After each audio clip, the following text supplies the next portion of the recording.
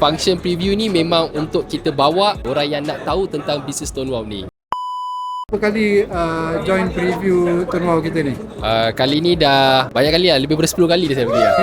Dah join ke ataupun belum join lagi? Saya dah join dah. Saya join basically dah sangat lama dah lebih 10 tahun. So apa tujuan you join preview kalau you dah orang lama? Actually untuk kita recharge balik. As kita dah lama dalam bisnes ni, so untuk kita recharge bagi lagi semangat, so kita kena every week kita kena attend untuk preview.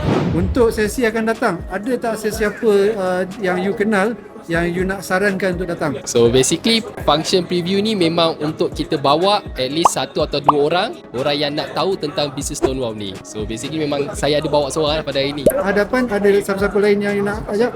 Ada juga potential customer yang akan datang. Tak ada nama yang you nak sebut? Tak ada lagi. Nama saya Hakim Lee, saya pilih Stonewall.